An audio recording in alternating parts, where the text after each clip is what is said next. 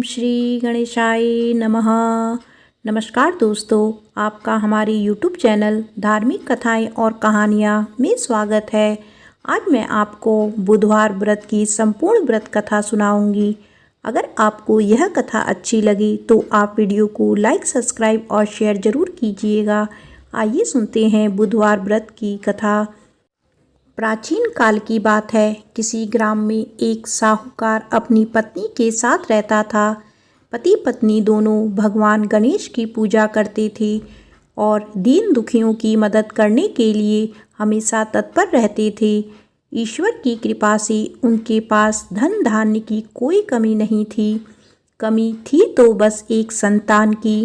पति पत्नी संतान नहीं होने से दुखी रहते थे। गांव वाले संतान ना होने की वजह से उन्हें हमेशा ताने सुनाते थे, पर साहूकार और उसकी पत्नी को ईश्वर पर पूर्ण विश्वास था। ईश्वर जरूर कुछ अच्छा सोच के रखा होगा हमारे लिए। एक बार पति पत्नी मंदिर में गणेश जी के दर्शन पूजा अर्चना करने गए। जब वह पूजा करके बाहर आए तो उन्होंने देखा कि एक बालक मंदिर की सीढ़ियों पर बैठा रो रहा था। उसके पास किसी को ना देखकर पति पत्नी दोनों बालक के पास गए। बालक को शांत कराया और उसके माता पिता को ढूंढने लगी। जब उस बालक के माता पिता पति पत्नी को नहीं मिले तो वो बच्चे को मंदिर के पुजारी के पास ले गए और उन्होंने पुजारी से बोला, ये बच्चा हमें रोते हुए मंदिर के बाहर मिला है, क्या आप इसके माता पिता को जानते हैं? पुजारी ने कहा, नहीं। अब पति पत्नी और पुजारी तीनों लोग बालक के माता पिता को ढूंढने लगे।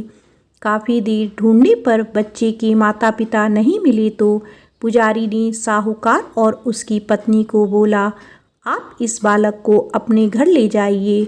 अगर इसके माता पिता इसे ढूंढते हुए आए तो मैं उन्हें आपके घर ले आ जाऊंगा। साहूकार और उसकी पत्नी बच्चे को लेकर अपने घर चले गए। काफ़ी समय बीत गया और बालक के असली माता पिता का कोई पता नहीं चला तो उन्होंने गांव के सरपंच से अनुमति लेकर बच्चे को गोद ले लिया और उस नन्हे से बालक का नाम गणेश रख दिया।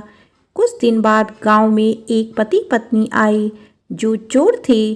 गांव में जाकर उन्हें पता चला कि गांव में सबसे ज़्यादा धनी व्यक्ति साहूकार है, जिसकी अपनी कोई संतान नहीं है। उन्होंने एक बच्चे को गोद लिया है जिसके माता पिता का कोई पता नहीं है। धोखेबाज पति पत्नी अब विचार करने लगे कि साहूकार को कैसे लूटा जाए। तभी उन्होंने योजना बनाया कि वो उस बच्चे के असली माता पिता बनकर जाएंगे। योजना बनाकर पति पत्नी दोनों मंदिर में जाकर बैठकर रोने लगे। उन्हें रोता देखकर मंदिर के पुजारी आए और उनके रोने का कारण पूछने लगे। पति पत्नी ने बताया कि आज से 4 वर्ष पहले इसी मंदिर में हमारा बच्चा खो गया था। उसे ही याद करके हम रो रहे हैं। तब से हम अपने बच्चे को अलग अलग जगह खोज रहे हैं, पर वह हमें कहीं नहीं मिला। पुजारी जी ने बोला, एक बालक है जो उन्हें 4 साल पहले मंदिर की सीढ़ियों पर मिला था। शायद वह आपका ही पुत्र हो। वह बालक गांव के साहूकार के घर पर है। आप लोग मेरे साथ चलिए, मैं आपसे आपके पुत्र को मिलवाता हूँ। इतना कहकर पुजारी उन दोनों पति पत्नी को लेकर साहूकार के घर चल दिए। वहाँ जाकर पुजारी जी ने साहूकार को बताया कि गणेश के असली माता पिता मिल गए हैं और वह गणेश को लेने आए हैं। यह सुनते ही साहूकार और उसकी पत्नी दोनों बहुत दुखी हुए, लेकिन उन्होंने गणेश को उनके असली माता पिता को सौंपने के लिए तैयार हो गए। शाम का वक्त था। साहूकार ने उन दोनों पति पत्नी से बोला, आप लोग आज विश्राम करें और कल प्रातःकाल होते ही निकल जाइएगा। यह सुनते ही पति पत्नी दोनों खुश हो गए, क्योंकि उन्हें चोरी करने का मौका मिल गया था। रात्रि को जब साहूकार और उसकी पत्नी सोने चले गए तो दोनों पति पत्नी उठे और चोरी करने के लिए तिजोरी को तोड़ने लगे। आवाज़ सुनकर घर का नौकर जग गया और उसने जाकर देखा तो वह पति पत्नी थे जो खुद को गणेश के माता पिता बता रहे थे। नौकर ने कमरे का दरवाज़ा बाहर से बंद कर दिया और तेजी से मालकिन को बुलाने लगा। आवाज़ सुनकर साहूकार और उसकी पत्नी दौड़ते हुए आए और चिल्लाने का कारण पूछने लगे। नौकर ने बताया कि ये दोनों पति पत्नी तिजोरी से चोरी कर रहे थे। यह सब देखकर वह समझ गए ये दोनों गणेश के माता पिता नहीं, चोर हैं। साहूकार ने गणेश को देने से मना कर दिया और बोले कि चले जाओ यहाँ से, पर उन दोनों धोखेबाज पति पत्नी ने निर्णय किया कि वो अब गणेश को अपने साथ लेकर ही जाएंगे।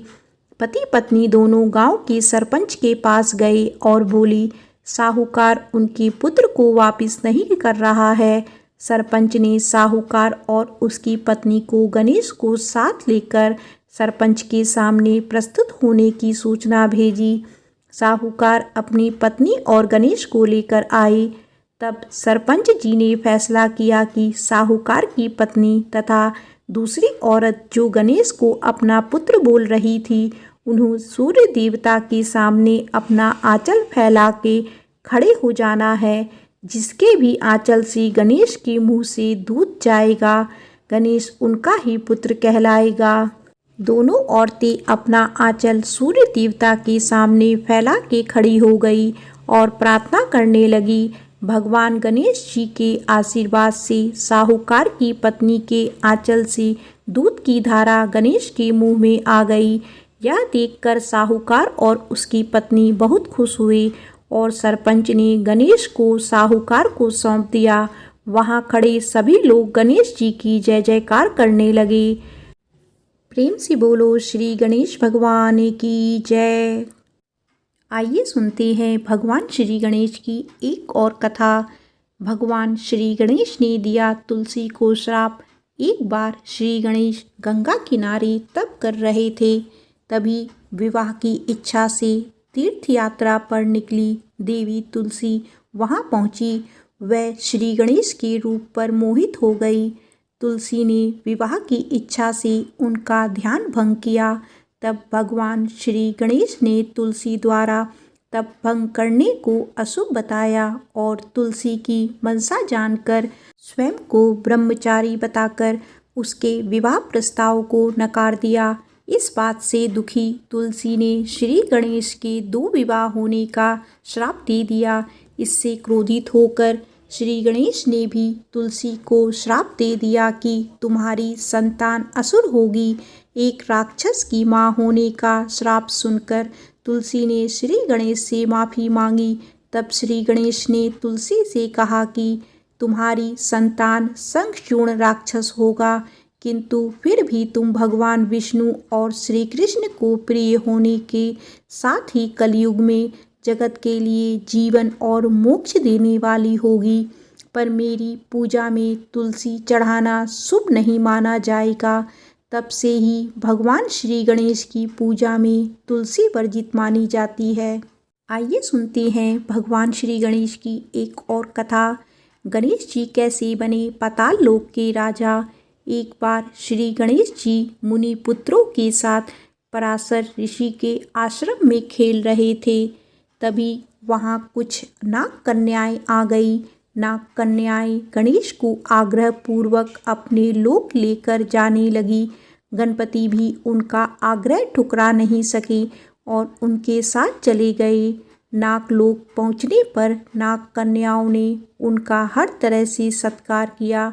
तभी नाग राजा वासुकी ने गणेश को देखा और उपहास के भाव से वे गणेश से बात करने लगे, उनके रूप का उपहास करने लगे। गणेश को क्रोध आ गया।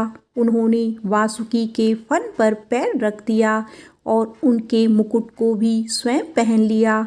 वासुकी की दुर्दशा का समाचार सुन उनके बड़े भाई शेषनाग आ गए। उन्होंने गर्जना की, किसने मेरे भाई के साथ इस तरह का व्यवहार किया है? जब गणेश जी सामने आए तो शेषनाग ने उन्हें पहचान कर उनका अभिनंदन किया और उन्हें नागलोक यानी पाताल का राजा घोषित कर दिया।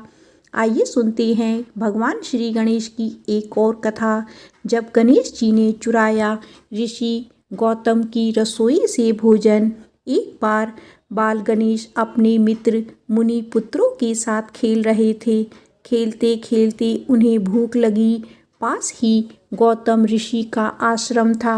ऋषि गौतम ध्यान में मग्न थे और उनकी पत्नी अहिल्या रसोई में भोजन बना रही थी। गणेश जी आश्रम में गए और अहिल्या का ध्यान हटते ही रसोई से सारा भोजन चुरा कर ले गए और अपने मित्रों के साथ खाने लगे। तब अहिल्या ने गौतम ऋषि का ध्यान भंग किया और बताया कि रसोई से भोजन गायब हो गया है। ऋषि गौतम ने जंगल में जाकर देखा तो गणेश अपने मित्रों के साथ भोजन कर रहे थे। गौतम ऋषि उन्हें पकड़कर माता पार्वती के पास ले गए। माता पार्वती ने चोरी की बात सुनी तो गणेश जी को एक कुटिया में ले जाकर बांध दिया। उन्हें बांधकर पार्वती कुटिया से बाहर आई तो उन्हें आभास होने लगा जैसे गणेश उनकी गोद में है, लेकिन जब देखा तो गणेश कुटिया में बंधे दिखाई दिए। माता काम में लग गई। उन्हें थोड़ी देर बाद फिर से आभास होने लगा जैसे गणेश शिव गणों के साथ खेल रहे हैं। उन्होंने फिर से कुटिया में जाकर देखा तो गणेश वहीं बंधे दिखे। अब माता को हर जगह गणेश दिखाई देने लगे, कभी खेलते हुए, कभी भोजन करते हुए और कभी रोते हुए। माता ने परेशान होकर फिर कुटिया में देखा तो गणेश आम बच्चों की तरह रो रहे थे। वे रस्सी से छूटने का प्रयास कर रहे थे। माता को उन पर अधिक स्नेह आया और दयावश उन्हें मुक्त कर दिया। आइए सुनते हैं गणेश जी की एक और कथा। जब गणपति जी ने सारे देवताओं को यज्ञ करने में निमंत्रण किया। एक बार भगवान शिव के मन में एक बड़े यज्ञ के अनुष्ठान का विचार आया। विचार आते ही वे शीघ्र यज्ञ प्रारंभ करने की तैयारियों में जुट गए। सारे गणों को यज्ञ अनुष्ठान की अलग अलग जिम्मेदारियां सौंप दी गई। सबसे बड़ा काम था यज्ञ में सारे देवताओं को आमंत्रित करना। आमंत्रण भेजने के लिए पात्र व्यक्ति का चुनाव किया जाना था जो समय रहते सभी लोकों में जाकर वहां के देवताओं को ससम्मान निमंत्रण देकर आए। ऐसे में किसी ऐसे व्यक्ति का चयन किया जाना था जो तेजी से जाकर ये काम कर दे। लेकिन भगवान शिव को ये भी डर था कि कहीं आमंत्रण देने की जल्दी में देवताओं का अपमान ना हो जाए। इसीलिए उन्होंने इस काम के लिए गणेश का चयन किया। गणेश बुद्धि और विवेक के देवता हैं। वे जल्दबाजी में भी कोई गलती नहीं करेंगे। यह सोचकर शिव ने गणपति को बुलाया और उन्हें समस्त देवी देवताओं को आमंत्रित करने का काम सौंपा। गणेश ने इस काम को सहर्ष स्वीकार किया, लेकिन उनके साथ समस्या यह थी कि उनका वाहन चूहा था जो बहुत तेजी से चल नहीं सकता था। गणेश ने काफ़ी देर तक चिंतन किया कि किस तरह सभी लोकों में जाकर आदरपूर्वक सारे देवताओं को यज्ञ में शामिल होने का आमंत्रण दिया जाए। बहुत विचार के बाद उन्होंने सारे आमंत्रण पत्र उठाए और पूजा सामग्री लेकर ध्यान में बैठे शिवजी के सामने बैठ गए। गणेश ने विचार किया कि यह तो सत्य है कि सारे देवताओं का वास भगवान शिव में है। इनको प्रसन्न किया तो सारे देवता प्रसन्न हो जाएंगे। यह सोचकर गणेश ने शिव का पूजन किया और सारे देवताओं का आवाहन करके सभी आमंत्रण पत्र शिव को ही समर्पित कर दिए। इस प्रकार आमंत्रण समस्त देवताओं तक स्वतः ही पहुंच गए और सभी यज्ञ में नियत समय पर ही पहुंच गए। इस तरह गणेश ने एक मुश्किल काम को अपनी बुद्धिमानी से आसान कर दिया। प्रेम से बोलो श्री गणेश भगवान की जय। आइए सुनते हैं गणेश जी की एक और कथा। जब शनि की कुदृष्टि पड़ी गणेश पर। वैसे तो गणेश की गज आकृति को लेकर सबसे ज़्यादा सुनी जाने वाली कथा तो यही है कि पार्वती ने नहाने से पहले एक बालक को आकृति बनाकर उसमें प्राण डाल दिए और उसे पहरे पर बैठा दिया, जिसका सिर शिव ने काटा था। और फिर पार्वती के क्रोध को शांत करने के लिए एक हाथी के बच्चे का सिर जोड़ दिया। लेकिन कुछ पुराणों में इसके अलग अलग संदर्भ भी मिलती हैं। ब्रह्मवैवर्त पुराण में कथा कुछ अलग ही है। कथा कुछ ऐसी है कि एक बार भगवान शिव ने शिष्य शनिदेव कैलाश पर्वत पर आए। उस समय शिव ध्यान में थे, तो शनिदेव सीधे पार्वती के दर्शन के लिए पहुँचे। तब पार्वती बालक गणेश के साथ बैठी थी। बालक गणेश का मुख सुंदर और हर तरह से कष्ट को भुला देने वाला था। शनिदेव आंखें नीचे किए पार्वती से बात करने लगे। पार्वती ने देखा कि शनिदेव किसी को देख नहीं रहे हैं, वे लगातार अपनी निगाहें नीचे किए हुए हैं। पार्वती ने शनिदेव से पूछा कि वे किसी को देख क्यों नहीं रहे हैं, क्या उनको कोई दृष्टि दोष हो गया है। शनिदेव ने कारण बताते हुए कहा कि उन्हें उनकी पत्नी ने श्राप दिया है कि वे जिसे देखेंगे उसका विनाश हो जाएगा। पार्वती ने पूछा कि उनकी पत्नी ने ऐसा श्राप क्यों दिया, तो शनिदेव कहने लगे कि मैं लगातार भगवान शिव के ध्यान में रहता हूँ। एक बार मैं ध्यान में मग्न था और मेरी पत्नी ऋतुकाल से निवृत्त होकर मेरे समीप आई, लेकिन ध्यान में मग्न होने के कारण मैंने उसकी ओर देखा नहीं। उसने इसे अपना अपमान समझा और मुझे श्राप दे दिया कि मैं जिसको भी देखूंगा उसका विनाश हो जाएगा। ये बात सुनकर पार्वती ने कहा कि आप मेरे पुत्र गणेश की ओर देखिए, उसके मुख का तेज समस्त कष्टों को हरने वाला है। शनिदेव गणेश पर दृष्टि डालना नहीं चाहते थे, लेकिन वे माता पार्वती के आदेश की अवहेलना भी नहीं कर सकते थे। सो उन्होंने तिरछी निगाह से गणेश जी की ओर धीरे से देखा। शनिदेव की दृष्टि पड़ते ही बालक गणेश का सिर धड़ से कटकर नीचे गिर गया। तभी भगवान विष्णु एक गज बालक का सिर लेकर पहुँचे और गणेश के सिर पर उसे स्थापित कर दिया। प्रेम से बोलो श्री गणेश भगवान की जय।